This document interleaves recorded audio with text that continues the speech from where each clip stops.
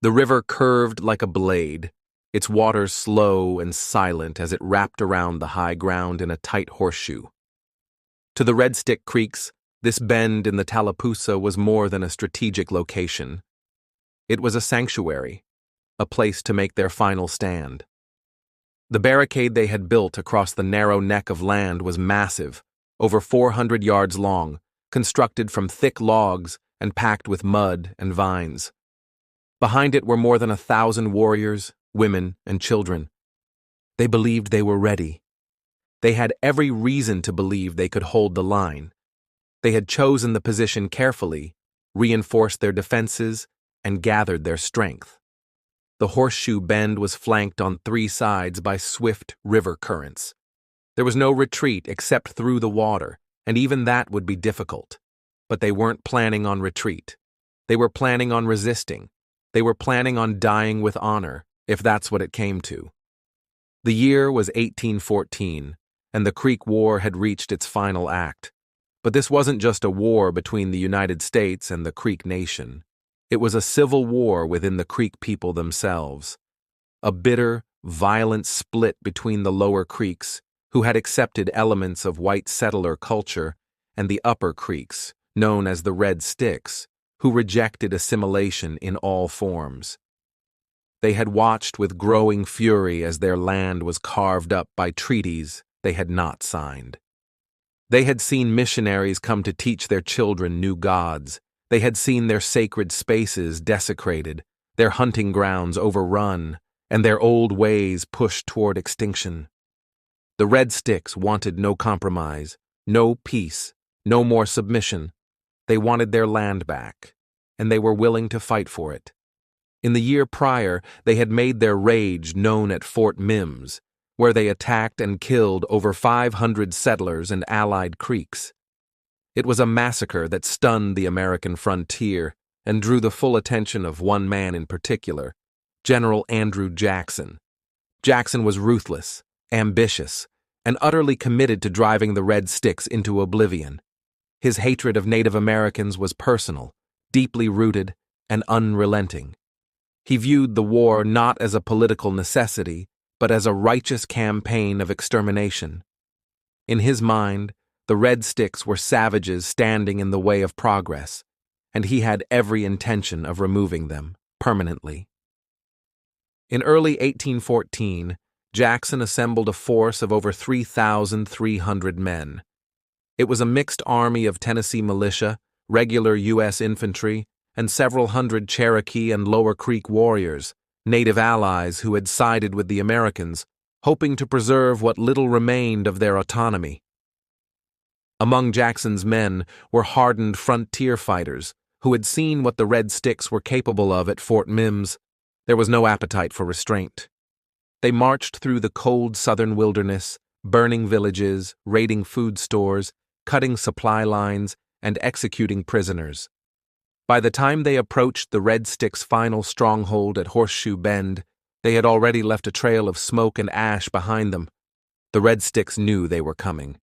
They brought their families with them to the Bend, wives, children, elders, and prepared to fight to the death. There would be no surrender. The barricade they built was formidable, one of the strongest native fortifications ever constructed east of the Mississippi. It was designed to channel and bottleneck the enemy into a killing zone. Warriors positioned themselves behind the logs with muskets and bows. Tomahawks were sharpened, prayer songs were sung, medicine bundles were tied to arms. They were ready. What they didn't know was how far Jackson was willing to go. At dawn on March 27th, Jackson ordered his artillery to begin bombarding the wall. For over 2 hours, cannon fire rained down, shaking the earth and splitting trees. Smoke filled the air. Women held their children close as the ground trembled. But when the smoke cleared, the barricade was still standing. The logs had absorbed the blasts. The warriors behind them were alive and unshaken. Then came the real assault. While the artillery drew attention to the front, Jackson had quietly sent General John Coffee and several hundred Cherokee and allied Creek warriors to cross the river and flank the bend from the rear. They moved silently through the woods and water, burning canoes as they advanced, cutting off any route of escape. By the time Jackson ordered his full charge, the Red Sticks were completely surrounded. The Tennessee militia charged the barricade. Bullets tore through the trees. Red Stick warriors fired back in tight volleys. The air filled with smoke and screams. The front lines clashed in a wave of violence. Hand to hand, musket to tomahawk. Warriors leapt atop the barricade to fight face to face with the invaders. Some were shot as they stood. Others wrestled in the mud, bayonets driven into flesh. In the rear, Coffee's flanking force set fire to shelters and stormed into the camp. Women ran with their children, trying to shield them from the gunfire. The elderly huddled in corners. Chaos tore through the village, and still, the Red Stick warriors did not flee. They had vowed to die on this land, and they were keeping that vow. Some fought with broken weapons, clubbing attackers with rifle stocks and tree limbs. Some threw themselves into the fray with knives and bare hands. When the Cherokee allies pushed in from behind, many Red Stick warriors recognized the betrayal and howled with fury. It was their own people, other Creek bands, who were now helping to finish them off. By mid-afternoon, the battlefield was soaked in blood. Bodies lay in heaps near the barricade. Smoke poured from burning huts. Jackson's men moved through the camp, shooting anyone who still moved. There was no effort to take prisoners. Those found wounded were executed on the spot. Women were not spared. Children caught in the crossfire were cut down. The river, once their defense, became their grave. A few tried to escape by diving into the water. Some swam across under gunfire. Others drowned in the current, dragged under by the weight of their clothing or the wounds they carried. By nightfall, over 800 Red Stick warriors were dead. Fewer than 50 of Jackson's men had been killed in return.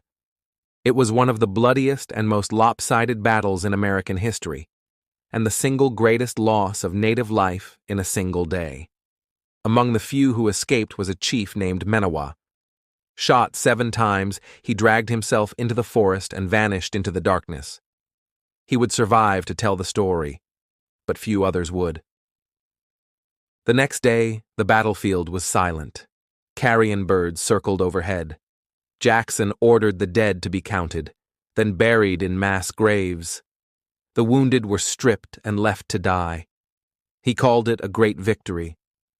The government agreed. Back home, he was celebrated as a hero. His name began to spread beyond the frontier. But it wasn't just a battle. It was a warning.